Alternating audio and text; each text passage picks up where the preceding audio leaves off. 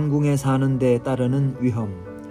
에스더의 염려는 대단히 현실적이었다. 모르드게는 엄청난 위험을 감수하기를 요구했다. 당시의 시대적 공간적 분위기를 고려할 때 군주의 총애를 잃는 것은 단순히 일자리에서 밀려나는 차원을 넘어 목숨이 오가는 심각한 사태였다. 에스더는 누구든 부름을 받지 않은 상태에서 왕에게 나아가는 건 중대 범죄가 될 수 있다고 대답했다. 지난번 왕후가 지나치게 방자하다는 이유로 폐위됐던 사실을 에스더는 그 누구보다 잘 기억하고 있었다. 위태롭기 짝이 없는 결단을 요구하다니 모르드게는 왕후가 모든 걸 잃어버릴 수 있다는 사실을 모르는 게 아닐까. 그러나 모르드게는 알고도 남는다는 반응을 보인다. 그리고는 수사학적으로든 서술적으로든 신학적으로든 정점이라 할 만한 대목으로 치닫는다. 너는 왕궁에 있으니 모든 유다인 중에 홀로 목숨을 건지리라 생각하지 말라. 이때에 내가 만일 잠잠하여 말이 없으면 유다인은 다른 데로 말미암아 노임과 구원을 얻으려니와 너와 네 아버지 집은 멸망하리라. 네가 왕후의 자리를 얻은 것이 이 때를 위함이 아닌지 누가 알겠느냐. 한마디로 에스더가 궁궐 생활을 잃어버릴 각오를 하면 모든 걸 상실할지 모르지만 대궐의 삶을 잃어버릴 위험을 무릅쓰지 않는다면 어김없이 모든 걸 다 빼앗길 것이라는 경고다. 이렇게 곤혹스러운 이야기가 또 있을까? 유대인들이 살해되면 에스더 역시 들켜서 목숨을 잃을 것이다. 반면에 이스라엘 백성들이 죽음을 모면한다면 에스더는 반역자 취급을 받을 것이다. 모르드게는 희망의 메시지로 말을 맺는다. 네가 왕후의 자리를 얻은 것이 이 때를 위함이 아닌지 누가 알겠느냐. 이것은 오늘을 사는 사람들에게도 동일하게 적용될 수 있는 한마디다. 사실상 모르드게는 소명이라는 개념에 호소하는 셈이다. 앞에서 소개한 라틴 아메리카 출신 목회자도 매한가지다. 수중에 넣은 영향력과 자격증, 돈을 풀어 남들을 섬기지 않는다면 왕궁은 곧 감옥이 될 겁니다. 여러분은 이미 이름을 얻었습니다. 받은 게 거의 없다고 생각한다면 늘 더 많은 걸 갈구하는 탓이 아닌지 돌아봐야 합니다. 이제 하나님은 가진 걸 활용하라고 명령하십니다. 왕궁에서 차지하는 지위에서 정체성을 찾고 수시로 변하는 요소들을 통제할 수단을 지녔다는 사실에서 안정감을 얻고 일정한 세계까지 미치는 힘을 가졌다는 데서 존재 의미를 구하는 것은 지극히 자연스러운 일입니다. 하지만 왕궁에서 확보한 자리를 이웃을 위해 기꺼이 내던질 각오를 하지 않는다면 결국 대궐이 여러분을 소유할 것입니다. 어떻게 하면 궁전에 속한 요소를 버리고도 새로이 이름을 얻을 수 있을 것인가? 힌트는 본문에 기록된 모르드게의 답변에 있다. 내가 왕후의 자리를 얻은 것이 이 때를 위함이 아닌지 누가 알겠느냐. 얻다에 해당하는 히브리어는 수동형이다. 그러므로 본문은 이처럼 왕후의 자리를 얻게 하신 것이 바로 이런 일 때문인지를 누가 알겠느냐로 푸는 게 정확한 번역이다. 모르드게는 에스더에게 은혜가 아니고서는 그 자리에 오를 수 없었음을 강조한다. 열심히 가꾸거나 노력해서 미모를 이룩한 게 아니며 스스로 기회를 개척한 것도 아니다. 그저 하나님께 받았을 따름이다. 자신의 경우는 어떠한지 묵상해 본 적이 있는가? 현재 직장에서 차지하는 지위나 위치가 은혜의 소산이라는 이야기를 들으면 펄쩍 뛰면서 내가 그 학교에 들어가려고 얼마나 열심히 공부했고 학생 때는 물론이고 신입사원 시절에는 누구보다 열심히 노력했으며 동기들보다 얼마나 뛰어난 성과를 올렸는지 따위를 침이 마르도록 나열할지도 모르겠다. 하지만 잊지 말라. 값을 치르지 않고 얻은 달란트를 가지고 공부한 것이다. 자기 힘으로 열지 않은 기회의 문들을 통과한 것이다. 열쇠를 쓴 것이 아니라 그저 활짝 열린 틈으로 지나간 것이 전부였다. 그러므로 지금 가진 것은 하나같이 하나님의 은혜의 소산이라는 것을 잊어서는 안 된다. 에스더는 답을 내놓기 시작한다. 1장과 2장에서 보았던 남보다 유리한 조건과 위치를 마음껏 향유하며 세월을 보내던 아름답고 얌전한 왕비의 면모는 온데간데 없다. 누구를 호령하거나 위엄을 세워본 적이라고는 단 한 번도 없던 여인이 명령을 쏟아낸다. 왕후는 모르드게에게 메시지를 보낸다. 당신은 가서 수산에 있는 유다인을 다 모으고 나를 위하여 금식하되 밤낮 3일을 먹지도 말고 마시지도 마소서. 나도 나의 시녀와 더불어 이렇게 금식한 후에 규례를 어기고 왕에게 나아가리니 죽으면 죽으리이다.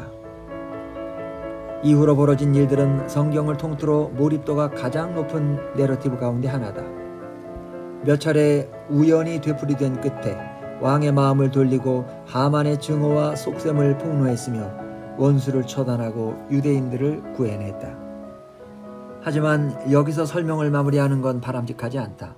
에스더의 이야기를 듣고 감동을 받는데 그칠 우려가 있다. 용감한 유대인 왕비에게 눈길을 줄 뿐 스스로의 지위나 지적, 사회적, 재정적 자산을 새로운 관점에서 바라보는 수준까지는 이르지 못할 수도 있다. 그러니까 자신이 가진 영향력을 출세의 수단으로 보는 대신 무사람을 섬기는 데 쓸 수도 있다. 예전보다 더 큰 위험을 감수하며 정의를 실현하기 위해 노력할 수도 있다. 또는 신앙에 관해 침묵으로 일관해왔던 걸 뉘우치고 입을 열어 무엇을 믿으며 따르는지 알리기로 작정할 수도 있다. 하나같이 크리스천이라면 반드시 가져야 할 선하고 올바른 마음가짐이다. 하지만 그것만으로는 부족하다. 일단 결단이 오래가지 않는다.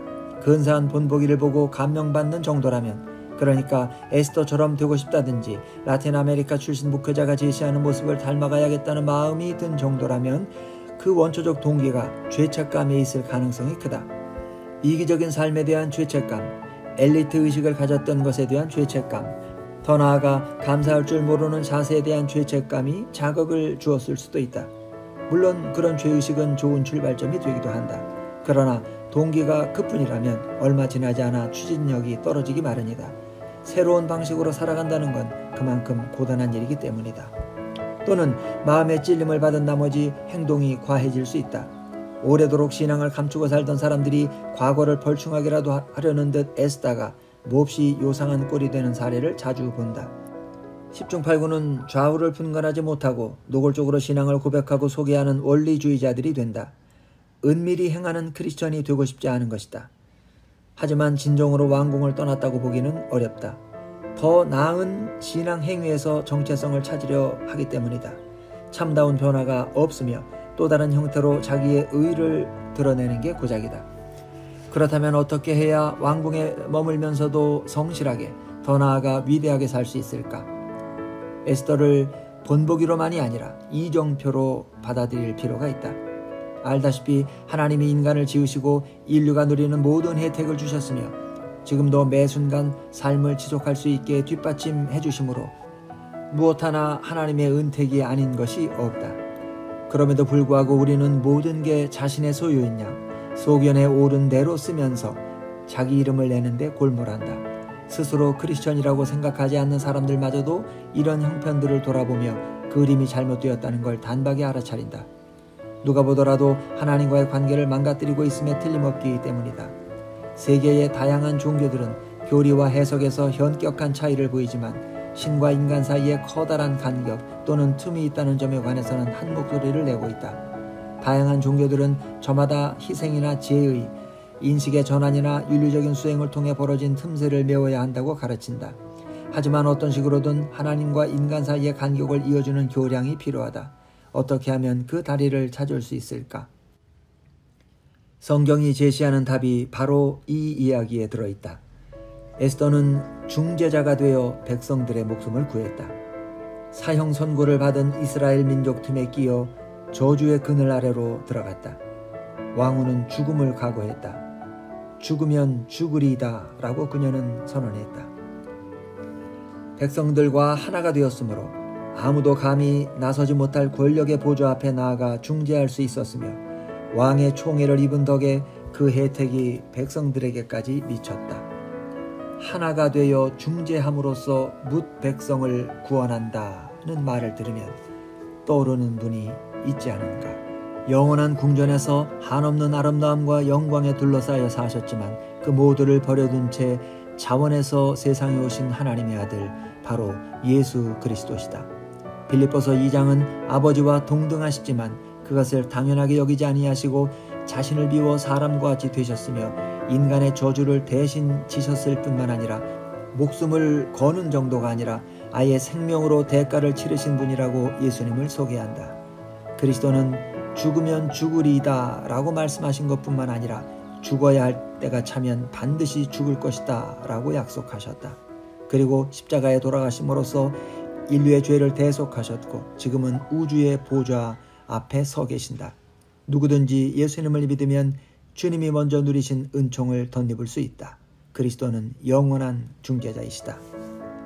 에스더를 단순히 본보기가 아니라 그리스도를 가리키는 화살로 본다면, 그리고 예수님을 단지 표본이 되는 스승이 아니라 한 사람 한 사람을 위해 개인적으로 그런 일을 행하신 구세주로 인식한다면 저마다 자신이 주께 얼마나 소중한 존재인지 알게 될 것이다.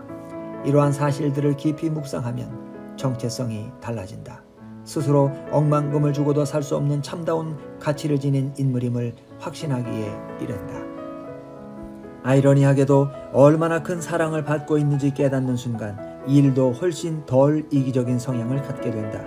영향력, 이력서, 거기서 얻는 이득을 포함해서 일하는 삶과 관련된 온갖 요소들을 그대로 볼 수 있는 힘이 생긴다. 모험을 할 수도 있고 소모해버릴 수도 있고 통째로 잃어버릴 수도 있다.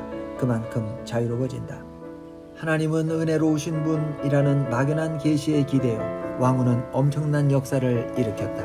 그에 비하면 오늘날 크리스천들은 아는 게 얼마나 많은가.